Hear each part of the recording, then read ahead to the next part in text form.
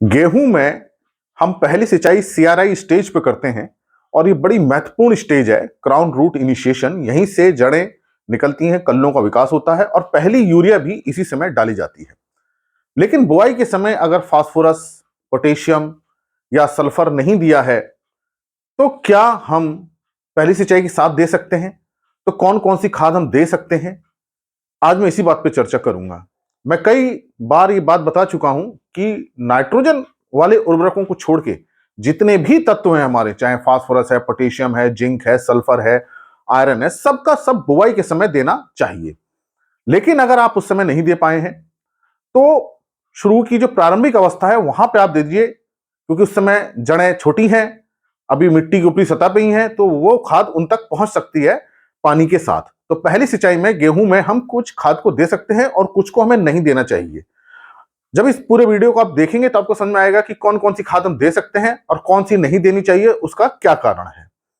तो आपको केवल यूरिया के साथ वही खाद देनी है जो शुरू में बुआई के समय बेसल डोज में जरूरी थी और आप नहीं दे पाए तभी दीजिए। अगर आपने शुरू में बेसल में दे रखा है तो फिर आप ज्यादा खाद उर्वरक का प्रयोग मत कीजिए, उससे नुकसान ही होगा, फायदा नहीं होगा।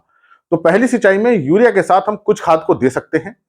जैसे फास्फोरस है, अगर आपने फास्फोरस की कम मात्रा दी है या आपने दिया ही नहीं है तो पहली सिंचाई में उसको दे सकते हैं। लेकिन ये जब हम पहली सिंचाई में इन खादों को देते हैं तो बहुत ज्यादा असर नहीं होता है, थोड़ा ही असर होता है। मैं बता चुका हूं पहले भी कई वीडियो में, लेकिन हाँ कुछ असर होता है जिसका फायदा हमें मिल सकता है।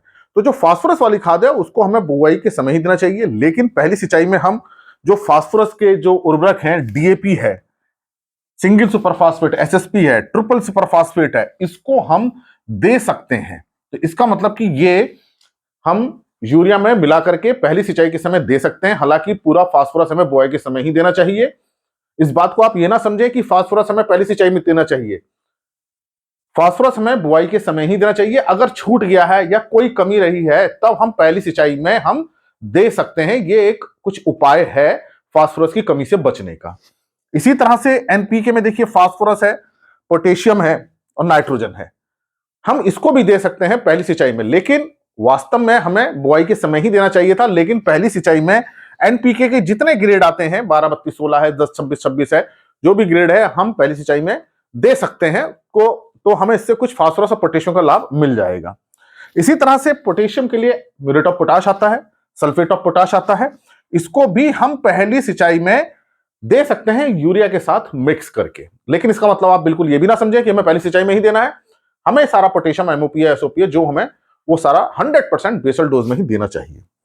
जहां तक जिंक सल्फेट की बात है तो देखिए जिंक सल्फेट जो हम दे रहे हैं वो कई बातों पर निर्भर करेगा। अगर मिट्टी की पीएच बहुत ज्यादा है, पीएच ज्यादा है, 7.5 से ज्यादा है मिट्टी की पीएच, तब आपको इसको नहीं देना है। ज्यादा क्षारीय मिट्टी में, एल्कलाइन मिट्टी में आपको इसको नहीं देना है। अगर टेम्परेचर, ठंड बहुत ज्यादा हो रही है, मिट्टी बहुत ठंडी हो गई है, तब भी आप इसको नहीं देना है।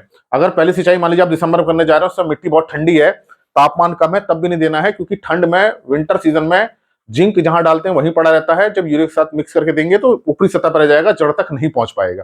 तो इसी कारण से आपको ठंड के दिनों में इसको नहीं देना है। जिनकी पीएच ज्यादा है वहां जिंक मिट्टी से रिएक्शन कर जाएगा, इनसॉल्युबल हो जाएगा, नहीं मिल पाएगा। तो ऐसी स्थिति में आपको जिंक सल्फेट नहीं देना है। अगर आपकी मिट्टी की पीएच ठीक है, 7 के आसपास है या 7 से कम है, मिट्टी अम्लीय है और बहुत ठंडी नहीं हो रहा है, मौसम बहुत ठंडा नहीं है, तब आप इसको यूरिया के साथ दे सकते हैं। इसके बाद हम देखते हैं माइकोराइजा, जो जड़ों की ग्रोथ के लिए बहुत लाभदायक है। इसको यूरिया के साथ मिक्स करके नहीं देना चाहिए। माइकोराइजा को किसी भी उर्वरक के साथ नहीं मिलाना चाहिए, चाहे यूरिया हो, चाहे डीएपी हो, चाहे एमओपी हो, कोई भी फर्टिलाइजर हो, एनपीको है, उसको किसी भी साथ नहीं मिलाना चाहिए, क्योंकि इसमें लिविंग सेल्स होती हैं, ये फंगस होती है जो मिट्टी में जाके काम करती है, जड़ों के चारों तरफ रहती है और जड़ों की ग्रोथ को बढ़ाती है। तो एक तरह के ये सूक्ष्म जीव हैं, अगर हम इनको खाद के साथ मिलाएंगे तो उनसे रिएक्शन करके इनकी सेल की डेथ हो जाएगी, इसलिए इनको नहीं देना चाहिए। इसी तरह से पीएसपी, फास्फोरस सॉल्युबलाइजिंग बैक्टीरिया है, मिट्टी के फास्फोरस को घोलता है, इसको भी किसी फर्टिलाइजर के साथ नहीं मिलाना चाहिए। तो ये हमको बायो फर्टिलाइजर जितने भी हैं वो हमको किसी भी खाद के साथ, चाहे जिंक के साथ, चाहे यूरिया के साथ, किसी भी खाद के साथ मिला करके नहीं देने चाहिए, चाहे वो एजेटोबैक्टर है, चाहे वो पीएसबी है, चाहे वो माइकोराइजा है। तो आपको समझ में आ गया होगा कि हम पहली जो सिंचाई है उसमें यूरिया के साथ कौन कौन सी खाद दे सकते हैं।